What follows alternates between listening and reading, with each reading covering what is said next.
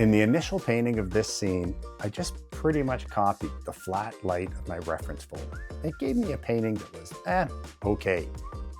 But then I went in and I enhanced it. I added that light that we get at the last part of the day called the golden hour. Now, it's the exact same scene, but with a very different emotional impact. Now stick around to the end of this video and I'll show you exactly how I did that and how mastering light and color can transform your paintings. Most artists think they need better reference photos to create more powerful paintings. But that's actually not the problem. The real problem is that most artists never learn how to use light. And once you understand how to do that, everything changes. Let me show you what I mean. Let's go back to the original reference photo. It was taken during the middle of the day. The composition was nice. The trees were nice. The distant hill was nice, but the lighting was just flat and uninspiring. So when I painted it exactly as it was in the photo, the painting was technically fine. The result was okay, but it didn't create much emotional impact. It was just nice. But that painting's not gonna stop anybody when they're walking by. It's not gonna get that, oh my gosh, I love it reaction. And it's very unlikely someone's gonna get out their wallet and make a decision to buy it. And honestly, this is where a lot of artists get stuck. Their paintings are technically competent, but they don't create that emotional reaction that make people stop and stare. So instead of accepting the lighting conditions imposed by the photo, I decided to create my own. First, I introduced a subtle dying sun near the horizon. Then I painted the effect of that warm light hitting the top of the distant hills. And immediately, the painting started to come alive. Now, I could have stopped here, but I decided let's push this further to show you just what's possible. So I introduced some dramatic clouds in the sky, stronger atmosphere, richer color relationships, and warmer light. And then finally, I painted the effect of that warm sunlight hitting the foreground trees. That's when the painting totally transformed. And this wasn't just a one-time thing. I do this all the time. Here's another example. This fall scene was originally photographed under dull lighting conditions on an overcast day. Nice scene, but because of the lighting, it wasn't spectacular. So instead of painting exactly what I saw, I transformed it into a glowing light through the trees scene filled with glowing light and atmosphere. And when I figured out how to do this, this is when painting became truly exciting for me as an artist. Because once I understood color and value relationships well enough to create believable light, I was no longer trapped by my reference photos. I could decide, do I want this painting to feel soft and subtle? Do I want to add a little bit more drama? Or do I want it really dramatic and powerful? But now I was in charge. I wasn't just copying reality anymore. I was creating emotional experiences. And that completely transformed my art and my career. Not only did painting become far more creative and enjoyable, but the impact of my paintings increased dramatically. People responded emotionally to the work, and the demand for my paintings just grew and grew. And it took my career to an entirely different level. It also changed the way I gathered reference material. I no longer had to wait for the perfect golden hour light conditions. I could take reference photos in the middle of the day and then transform that lighting into whatever effect I wanted later in the studio. Learning how to paint the light literally transformed my art and my career. And it can do the same for you. Now, I'm going to show you exactly how I transformed this painting. But first, give me just 1 minute to talk to you about my fire and water tutorial bundle. I created this so that you can master those same techniques and concepts to transform your paintings. Inside the course, I show you exactly how I create that light effect step by step. I break down the exact colors I use, the color relationships, the value structures, and the techniques needed to create believable glowing sunlight, atmosphere, reflections, and dramatic skies. Then I guide you through 5 complete painting tutorials from start to finish. I personally use water-soluble oils, but these concepts and techniques can work with any opaque paint medium. But I've received so many inquiries about acrylics, I'm actually creating an extra module where I complete a painting from start to finish in acrylics. So you'll actually get 6 complete painting tutorials. Now, the Fire and Water bundle normally sells for $495, but for a limited time, you can get the entire bundle for just $69. That's 6 complete painting tutorials, plus the special demo on how to create the light. Plus you'll get all my materials lists, and I'll show you how I tone the canvas and why toning it red is a big part of this process. And if you act now, you'll also receive a free live Zoom call with me where I'll answer any of your questions about painting or about the business of being an artist. So I've included a link below where you can get the Fire and Water bundle at this incredible discount.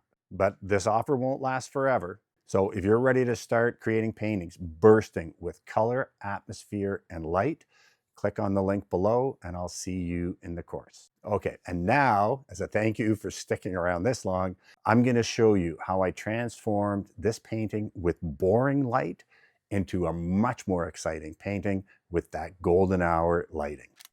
Okay, if we want to indicate that it's a brightly lit scene, the first thing we need to do is put the sun in there. Now remember, the sun is the source of light, so it has to be the lightest area in the painting, which was basically titanium white. And then once we've got that in, now we need to start warming up where it's kind of just behind the hills. And we do that in a gradation of color, right? We start with kind of a very light, intense yellow, then it goes into a deeper yellow, and then into an orange, and then into a pink, and then into a violet.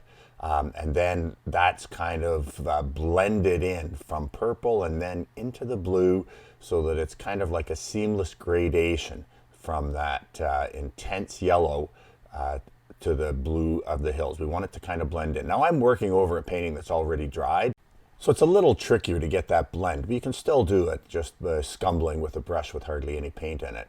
And then I almost always have to come back in around the sun and just really intensify those kind of yellows and oranges. But remember, if we've got that sun high enough now that it's doing that effect, that light is also going to kiss the top of the distant hills. So we need to come in with some of that, those warm tones to give that little edge of light on the tops of the hills. So I've gone in with kind of more like a pinky tone here, and then on the trees, as they get closer to us, the light gets warmer, so it's a little more yellowy greens and oranges.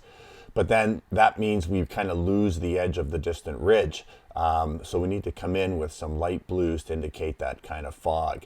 And then in the next closest ridge, we're going to go even lighter, right? So because as things get farther away, they get the lighter, bluer, and softer edges, and as they come forward, they get warmer. But again, now I need to go in and just adjust the mist kind of behind the hills, just to give us that separation. And the other thing too is when you change something in a painting, you have to change the way that light impacts everything. So that mist had to carry all the way across there.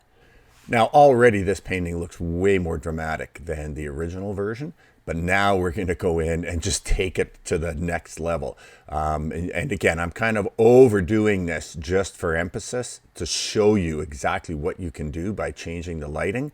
So I'm coming in and I'm creating a really dramatic sky, and I've just taken a sky from another photo that I've taken and kind of dropping it in here. And it's, going very, very intense with these yellows and oranges and pinks and the deep blues. But the one thing you'll notice is that overall, the sky is becoming much darker. And that's something that's really important to kind of realize, that if you want to emphasize that glow of the sun, you need to have the darks that contrast it to really make the sun pop. In the initial version of this painting, the whole sky was very, very light, and that gave us a soft, subtle feeling of kind of a little bit of a glow in the initial one, and then we did the more dramatic glow. But if we want to have it so that the sun is not just behind the horizon, but is actually above the horizon, then the sky needs to be dark enough and we have a gradation that comes from the edges of the painting towards the sun where everything gets lighter. Now, because we've made the sun kind of higher in the sky and much more dramatic light, we need to come back over the hills and we need to intensify that kind of light effect as well. So we're just basically, the higher the sun is, the more pronounced that effect is, and the kind of more intense the colors are. And so we're just going to work our way forward with these distant hills, and again, just increasing the amount of light. And then the other thing is that light's also going to strike these trees. So on the side of the trees that's towards the sun, there's going to be a little bit of that kind of warm light hitting it. So a little bit of kind of a lighter, kind of warmer green. And then the other thing that happens is on the other side of the trees, it's getting that blue light from the sky. So we have the blues. And then finally, we have to come in and intensify all of these oranges and reds as well, because now more light is going to be hitting them. So they're going to be brighter and more intense. And then at this stage too, I'm just really looking compositionally with the reds. How much reds do I need here? And then coming in even with some oranges and yellows to brighten it up. But I think those reds on the bottom left are kind of a little too sparse, so we need a little bit more of them. And once we've done that, I'd say this piece is pretty much done. I'll show you a close-up view here so you can see all the color going on in there. But it's amazing what you can do when you really learn how to paint the light. I hope you found this video helpful. I cannot recommend enough how important it is to be able to create and capture that light in your paintings. And once you master this, you're no longer a slave to your photos. You get to decide what is the light condition that you want in any individual painting. So I'm Tim Packer. Thank you for your time. Don't forget to click that link if you want to get my Fire and Water bundle at an amazing discount.